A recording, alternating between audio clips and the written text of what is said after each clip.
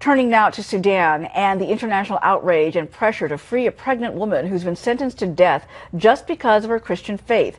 Protesters gathering outside the court where 26-year-old Miriam Ibrahim received her death sentence. She will be hanged for refusing to reject Christianity. Ibrahim's father is a Muslim, but she insists she was raised as a Christian by her mother. In Sudan, as in many Muslim nations, children must follow their father's faith. The judge has ruled that Ibrahim, who was 8 months pregnant, will be hung just as soon as her baby is born. Her cruel sentence is being condemned by human rights groups and our State Department. Michael, perhaps you can tell our audience who hears a set of facts like that and thinks, that can't be real. That truly can't be real. How real is this? What are the chances this death penalty is going to be carried out? Well, there's every chance it could get carried out. Not initially, though, Ashley, and that is because this poor woman, Miriam Ibrahim, is actually pregnant. She's 8 months pregnant, as you pointed out. She's in prison, though, while she goes through the pregnancy. The court has said that she can have the baby and then breastfeed for 2 years after that, and then the death penalty will be carried out. Now, you make a couple of points here. She was born to a Muslim father. Now, under interpretation of Sharia law in Sudan, that means she is Muslim. Now, it doesn't apply the other way around, by the way, if it was a male. So she is considered a Muslim by the faith. Now, her dad left when she was 6. She was raised a Christian by her Christian mother. What happened then was that she grew up, she married a Christian man who, by the way, is a US citizen, which is an interesting angle to this story. The court then decided, as she's an adult, one of the relatives got involved, reported this. They said, you can't marry a Christian man, therefore the marriage is invalid, it's adulterous. You're getting 100 lashes for that crime. And then when the court said, renounce your Christianity, she said, no, I am a Christian.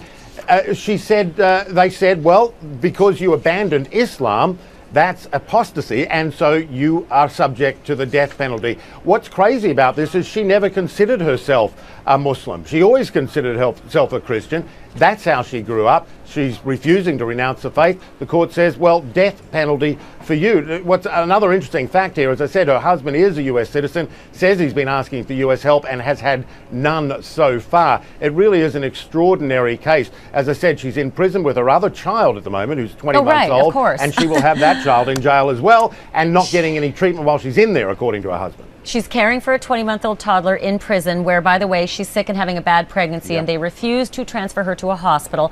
Her husband was not allowed into the courtroom, barred from the courtroom. He's in a wheelchair and can't live without her, apparently. None of it, all of it is falling on deaf ears to the Sudanese government.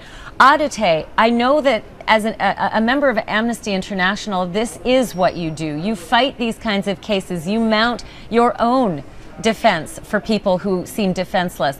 But how effective can you, or say all of the other embassies that have weighed in the Sudan, saying turn this decision around now? What are the odds?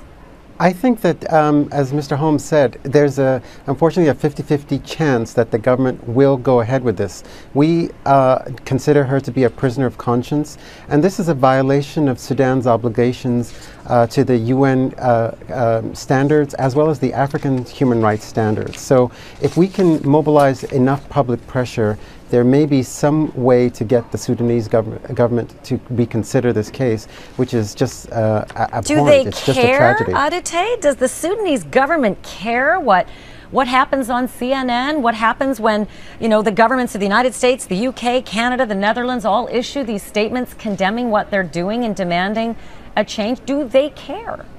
Well, they certainly may not care coming from a CNN or or the United States, but if their peers and other governments in Africa actually stand up and say this is a violation of the African Charter, I think that will carry some weight. And we certainly cannot allow this kind of discrimination, which really applies mostly to women, as Mr. Holmes noted already, to continue, because this is really a restriction on her freedom of association, assembly, freedom to live, and even, of course, religion. Yeah. The war on Christianity is escalating in the Muslim world, and we must keep shining a spotlight on it, because nobody else seems to want to. Sudan has just sentenced a woman to death who is 8 months pregnant. You big, strong boys. 26-year-old Miriam Ibrahim's crime is that she married a Christian and has refused to renounce her Christian faith.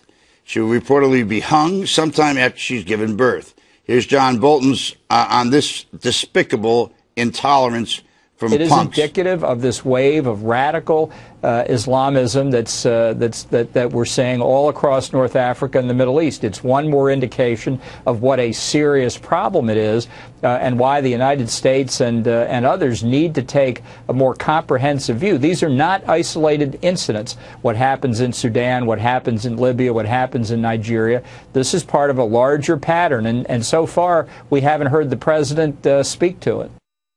You know, these infidels over there who do this, Eric, I'm going to turn it around on you all. You call us infidels. You guys are out of the Stone Age. But if you have Sharia law and you're governed by Sharia law in a country that runs absolutely counter to human rights conventions they've signed, runs against everything we believe in as a country, why don't we just break diplomatic relations with these people?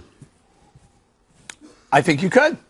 I think it's a good idea. I'm all for that, by the way, as my newfound libertarianism. I think we can break diplomatic ties. For anyone that would think that Sharia law would supersede international laws, especially. But look, this woman was apostasy and adultery, and they're going to give her penalty was death by hanging and 100 lashes. Hopefully the lashes come after the death by hanging.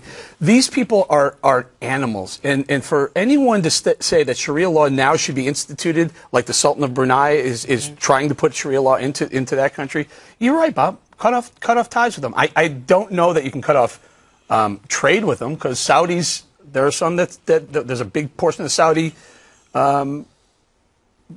people that would like to see Sharia law, and it'd be tough to cut off, oil trade. Well, they actually live under Sharia law, the Saudis, and we won't cut off because they're oil, which is another reason I'm for the pipeline, by the way.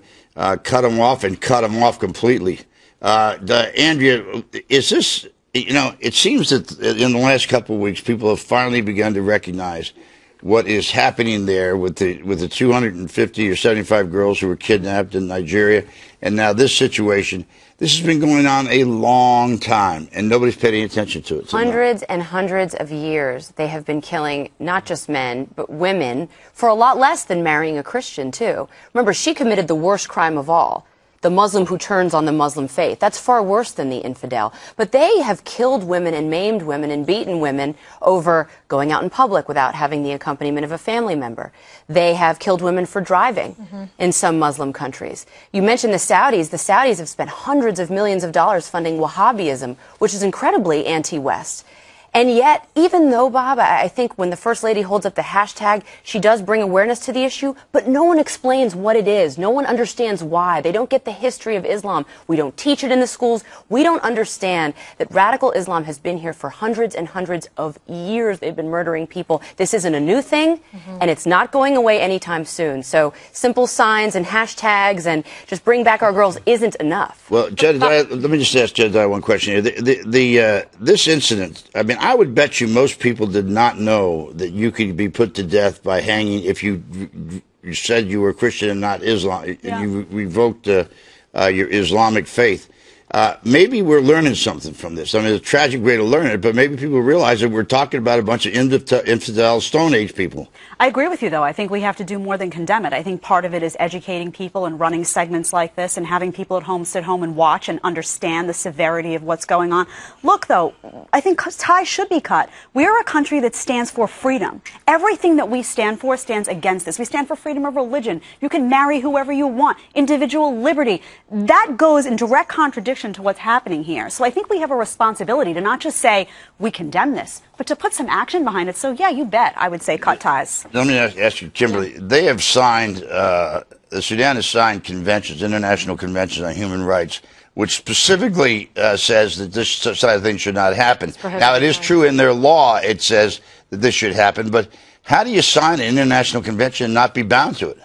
Well, that's the problem. So they're in violation of that, which is why it would be very helpful to bring a lot of attention to this situation. Her husband, to no avail, has begged the State Department, the United States, to get involved, and they have chosen to not do so. What is the message here? I thought they were talking about let's not have a war against women. Well, there is an international war against women to the point where this woman is going to be lashed 100 times and then she's going to be hanged. How is this okay? Why aren't people outraged? And the crimes of which they are accusing her, by the way, does anyone care that she's not guilty of those crimes? This is a legal marriage to a Christian man. She is Christian. They can prove, in fact, that she was never Muslim. It's not like it was a conversion. But they're going to be graceful and wait until her child is 2 years before they execute her. In fairness to Kerry and the State Department, they have spoken out about this. Okay, but so they haven't done anything about it. Would you suggest cutting off all aid to the Sudan and other countries? Absolutely. All the countries. Because I'm going to remind you of this when you tell us that we should be continuing aid to certain countries, and I'm just going to remind you, well, if there's Sharia law in that country, you're willing to cut off aid. Let me make it clear. If there's Sharia law dominates that country's legal system, that it is something that we simply cannot abide and we should not participate in. No way. Yes, but our president believes that we have a shared history of tolerance with Islam. Well, if I'd seen some tolerance out of Islam, I haven't seen it anywhere soon. All right, coming up.